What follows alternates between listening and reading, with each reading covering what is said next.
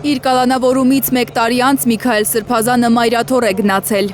ազատ, առանց ոստիկանների ուղեկցության։ Արքեպիսկոպոսը իր հոգևոր եղբայրների հետ քայլել է մայրաթորի բակում, մտել մայրտաճար ու համբուրել իջման սուրբ սեղանը, վեհարանում հանդիպել ամենայն հայոց կաթողիկոսին։ Ամոթ է նույնիսկ մեր կողմից այդ մի տարին ինչ-որ տարփողել, ասում թե մենք մի տարի, ինչ մի մեծ բան է, մեծ բան չի։ Հանգստացել, ես էլ ասի, չէ՞ դառնում, սքանչելի օրեր եմ ունեցել, հանգստացել եմ բանդում, հոգսերից, մտահոգություններից, ես եկեղեցական ծառայությունը հանգիստ չի, ամենօրյա մտահոգություն է, իսկ երբ քեզ բանդարգում են, ես զրկում են մտահոգությունից, քեզ ինչ է մնում անելու, աղոթել, ընթերցել, ներհայեցողական կյանքով ապրել, ինչը որ արել ենք մենք մեկ տարի, ես ես իմ ձևով, Պատրաստ Սրբազանի իր ձևով, ոնց որ իրենք ուզեցին մեզ վնասել, բայց մենք այդ վնասը փոխակերպեցինք օգուտի։ Կարոտել եք տաճարը։ Իհարկե կարոտել եմ, մարտիրատանը չի կարոտի։ Այդ զորությանը չի կարոտի, այդ մարտաճարի զորությունը։ Պատրաստ Ղանդաղար։ Էջմիածին գնալուց առաջ առաջին ատյանի դատարանի բակում ջերմ ողջագուրվել են Բագրատ ու Միքայել Սրբազանները։ Արքեպիսկոպոսները գրեթե կես րոպե իրար գրկած են մնացել։ Միքայել Սրբազանը ողջունել է նաև Սրբազան պայքարի աջակիցներին։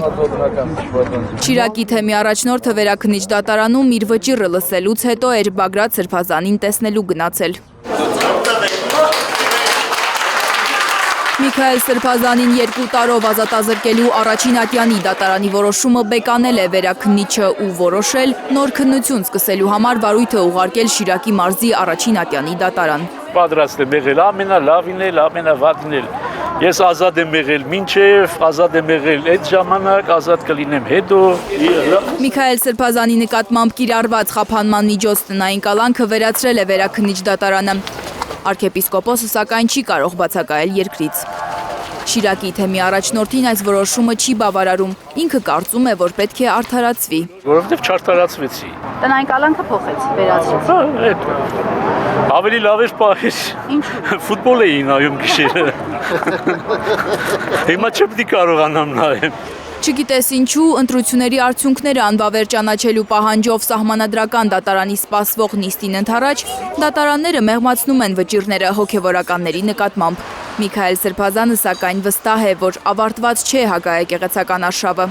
Ինչ կլինի, եթե այդ արշավը հասնի վեհափառի կալանավորմանը։ Եթե նման բան տեղի ունեցավ, ամբողջ հայ ժողովուրդը պետք է վճարի դրա գինը։ Ամբողջ հայ ժողովուրդը։ Ինչպես 38 թվի դիմաց վճարեց հայ ժողովուրդը 100,000-ավոր զոհերով, այնպես էլ դրանից հետո կվճարի։ Միքայել արքեպիսկոպոս Աճապահյանը շարունակելու է քննադատել գործող իշխանությանը, ասում է թող հույս չունենան, թե բանտելով լռեցրել են իրեն։ Չէ, բավարի շոյ է, չէ, պետք է գլուխները շոյ է։ Չեք մտածում, որ գուցե էլի օրենքի խախտումներ որակվի։ Դե իմ գոյությունն արդեն իրենց գաղափարին վնաս է։ Իր քննադատությունը երբեք դուրս չի գալիս օրենքի սահմաններից։ Աբսուրդ է շարունակում անվանել Սրբազանը իրեն առաջադրված սահմանադրական կարգը տապալելու կոչի մեղադրանքը։ Նրա կարծիքով այդպիսի կոչեր գործող իշխանությունն է անում։ Կոչ արդեն որերորդ անգամ է անում է կառավարության ղեկավարը։